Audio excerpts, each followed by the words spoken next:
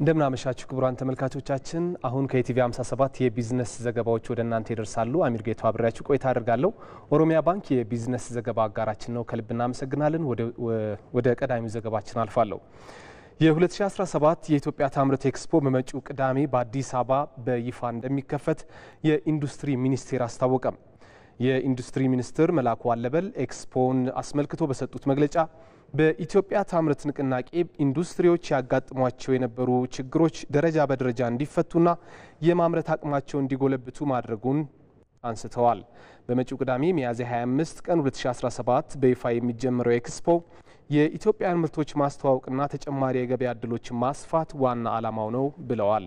በኤክስፖ 288 ኢንዱስትሪዎች የሚሳተፉ ሲሆን ከ4 ቢሊዮን ብር በላይ ግብይት ይፈጸማል ተብሎ ይጠበቃል።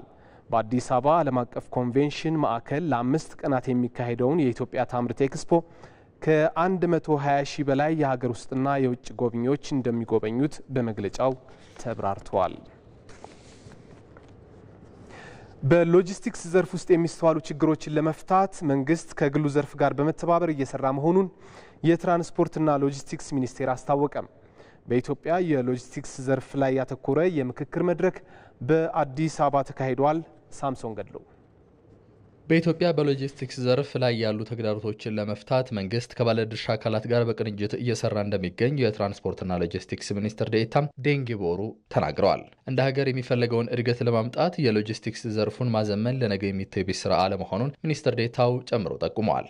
ከዚህ የተሻለ ስራ ለመስራት መንግስት እነዚህን ጉዳዮች ቢፈታልን ይሻላል ብሎ የሚያስባቸው ጉዳዮች አሉ። ስለዚህ ለሴክተሩ መንግስት ትኩረት እየሰጠ ስለሆነ እነሱም የሚያነሱትንም ጉዳዮች የፖሊሲ ኢሹ ካለ በፖሊሲ እንፈታለን።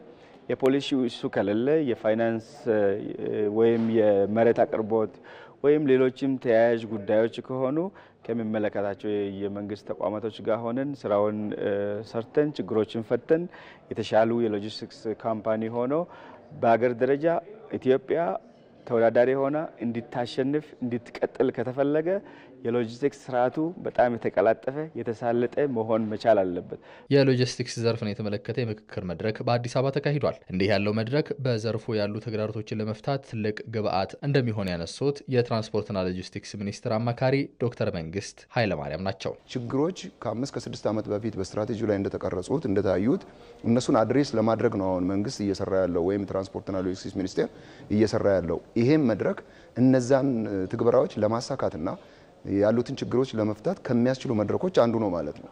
ስለዚህ ችግሮቹ ብዙ ናቸው፣ ነገር ግን ብዙ ለውጦች እየታዩ ነው። ባለፉት 5 ዓመታት ሰፊ ስራዎች ታይተዋል። ለውጦች መሻሻሎች አሉ። ከዚህ ባሻገር የሎጂስቲክስ አገልግሎትን የሚሰጡ የግል ተቋማት ራሳቸውን ዘመኑ በሚጠይቀው መልኩ ማብቃት እንደሚጠበቅባቸው አማካሪው ጠቁመዋል። ብዙ ይቀረናል፣ እንደ ሀገር ብዙ የሚቀሩ ነገሮች አሉ። ለዚህ ነው መንግስት ብቻውን ሳይሆን የግል አገልግሎት ሰጪውም በዘርፉ ውስጥ ከመስራት በዘለለ ዘርፉ የሚያስፈልገውን ነገር እንዲያሟላ የራሳቸውን መሰረተ ልማት ማሰብ አለባቸው። የራሳቸውን ማሽነሪዎች ማሰብ አለባቸው። የራሳቸውን ተቋማት በባለሙያ ማሟላት አለባቸው። በተለይም በዘርፉ በሰለጠኑ ሰዎች ማሟላት አለባቸው። ዳይናሚክ የሆነውን ኢንቫይሮንመንት እያሰቡ የራሳቸውን ስትራቴጂ ቀርጸው መተግበር አለባቸው። እንደ ሀገር ከሚቀረጸው ስትራቴጂና ፖሊሲ አንጻር ማለት ነው። የአንድ መስኮት አገልግሎትን ጨምሮ ሌሎች አዳዲስ ስርዓቶች በዘርፉ ለውጦች እያመጡ እንደሚገኙም ተጠቁሟል። በሀገር አቀፍ ደረጃ ዲጂታል ኢኮኖሚን ለማረጋገጥ እየተሰሩ ካሉ ስራዎች መካከል የብሔራዊ ዲጂታል መታወቂያ ስርጭት በጉልህ ይጠቀሳል። ዲጂታል መታወቂያን ለዜጎች ተደራሽ የማድረግ ስራው በሁሉም ክልሎች ተጠናክሮ መቀጠሉን የብሔራዊ ዲጂታል መታወቂያ ፕሮግራም አስታውቋል። ዝርዝሩን ሞላ አለማየሁ እንደሚከተለው ይነግረናል።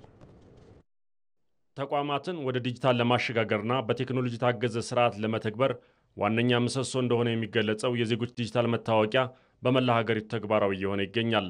በተለያዩ አካባቢዎች የሚገኙ ዜጎች የፕሮግራሙ ተጠቃሚ እየሆኑ ሲሆን እስካሁንም ከ14.5 ሚሊዮን በላይ ዜጎች ዲጂታል መታወቂያ ተጠቃሚ መሆናቸውን የብሔራዊ ዲጂታል መታወቂያ ፕሮግራም ይገልጻል። አገልግሎቱ ለዜጎች አመቺ እንዲሆን በተለያዩ አማራጮች እየተሰጠ መሆኑን የብሔራዊ ዲጂታል መታወቂያ ፕሮግራም አማካሪ ኦላና አበበ ተናግረዋል። የምዝገባ ስርዓታችን 3 አይነቶች የምዝገባ ስርዓቶች እንጠቀማለን። አንደኛው በራሳችን ኦፊሰሮች አሉን ወይንም ባለሙያዎች የምዝገባ ባለሙያዎች አሉን፣ እነሱ የሚመዘግቡበት ሞዳሊቲ አለ። ሁለተኛው የልማት ድርጅቶች የመንግስት ተቋማት ጋር በመፈራረም የምዝገባ ስርዓቱን እናካሂዳለን። ሶስተኛው የግል ሴክተሩን የምናሳትፍበት በጨረታ ወጥቶ የሱፐር ኤጀንት ሞዳሊቲ እንለዋለን።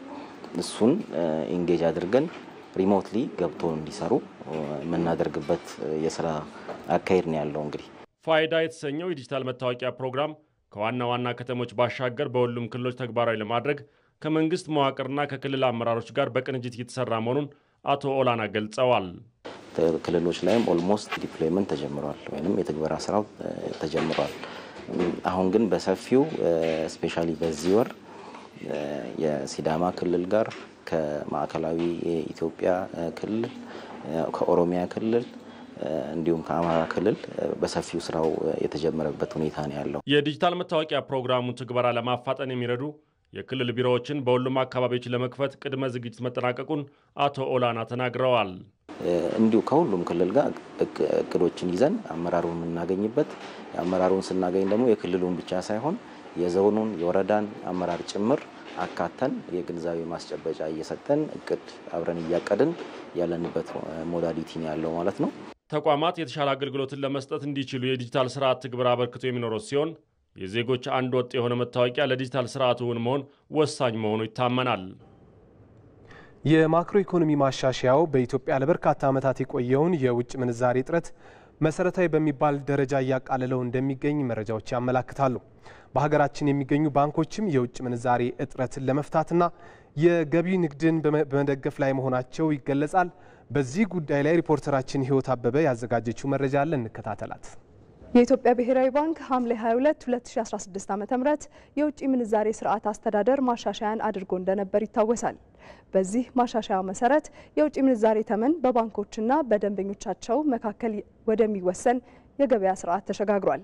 የኢትዮጵያ ብሔራዊ ባንክ ሚና የተረጋጋ የውጭ ምንዛሬ ተመንና ስርዓትን በመፍጠር ገበያ እንዲረጋጋ ማድረግ ነው። ታዲያ የተሟላ ማክሮ ኢኮኖሚ ማሻሻያ አካል ሆኖ የውጭ ምንዛሪ ተመን በገበያ እንዲመራ መደረጉ በኢትዮጵያ ውስጥ ለረጅም ዓመታት ችግር ሆኖ የቆየውን የውጭ ምንዛሪ እጥረት እንዲያቃልል ማስቻሉ ይነሳል። አንዱ የኢትዮጵያ ማክሮ ኢኮኖሚክ ስብራት ችግር የነበረው ሪዘርቭ ነው። የኢትዮጵያ ሪዘርቭ ውስን ነበር። 2011 ኢትዮጵያ ከነበራት ሪዘርቭ ከእጥፍ በላይ ዛሬ አላት። ከእጥፍ በላይ ሪዘርቭ ይዘናል። ከእጥፍ በላይ መሆኑ ብቻ አይደለም፣ በኢትዮጵያ ታሪክ ውስጥ ባለፉት 100 ዓመታት ዛሬ ኢትዮጵያ ያላትን ሪዘርቭ ይዛ አታውቅም። ይሄ ትልቅ እመርታና እፎይታ ነው። ከማሻሻያው በኋላም ባንኮች የውጭ ምንዛሬ እጥረትን ለመፍታት እንዲሁም የገቢ ንግድን ለመደገፍ በመስራት ላይ እንደሚገኙ ይገልጻሉ። ለአብነት የኢትዮጵያ ንግድ ባንክ ብዛታቸው 698 ለሆኑ ደንበኞቹ በድምሩ 122.5 ሚሊዮን የአሜሪካን ዶላር ድልድል እያደረገ መሆኑን አስታውቋል። አዋሽ ባንክ በበኩሉ ከጥር 2017 ዓ.ም ጀምሮ ባሉት 3 ወራት ከ2200 በላይ የሆኑ ደንበኞችን ያስተናገደ ሲሆን በድምሩ ከ495 ሚሊዮን የአሜሪካን ዶላር በላይ ማቅረቡን ከባንኩ የተገኘው መረጃ ያመለክታል። አቢሲኒያ ባንክም በበጀት ዓመቱ የውጭ ምንዛሬ ጥያቄ ላቀረቡ ደንበኞቹ ወደ 350 ሚሊዮን የአሜሪካን ዶላር ማቅረቡን ገልጿል። የተሟላ የማክሮ ኢኮኖሚ ማሻሻያ ትግበራ ከተጀመረበት ጊዜ ወዲህ የውጭ ንግድ መስፋፋቱ ይነገራል።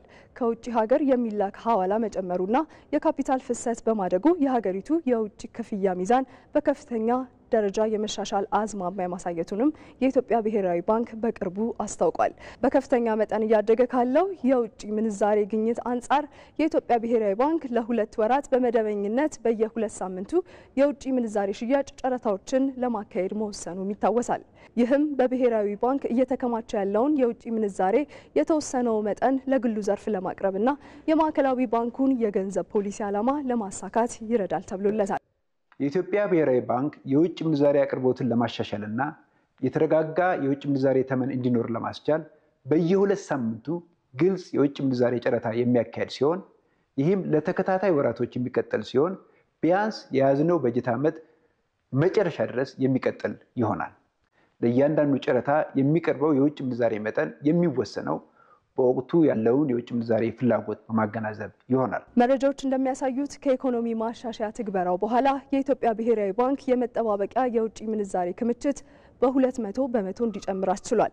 እስከ ህዳር 2017 ዓ.ም የባንኩ ክምችት ከማሻሻያው በፊት ከነበረው 1.4 ቢሊዮን ዶላር ወደ 3.4 ቢሊዮን ዶላር አድጓል። በዚህ ዓመት ከግብርና፣ ከማዕድን፣ ከኢንዱስትሪና ኤሌክትሪክ የተገኘው የውጭ ንግድ ገቢ በከፍተኛ መጠን አድጎ በ9 ወራት 4.5 ቢሊዮን ዶላር ደርሷል። ዛሬ በኢትዮጵያ ንግድ ባንክ አንዱ የአሜሪካን ዶላር በ124 ብር እየተገዛ በ126 ብር ከ48 ሳንቲም እየተሸጠ ነው። ኦሮሚያ ባንክ ደግሞ አንዱን የአሜሪካን ዶላር በ130 ብር ከ02 ሳንቲም እየገዛ በ132 ብር ከ62 ሳንቲም እየሸጠ ነው። ክቡራን ተመልካቾቻችን የቲቪ 57 የቢዝነስ ዜና በዚሁ አበቃ። ስለተከታተላችሁን ከልብ እናመሰግናለን።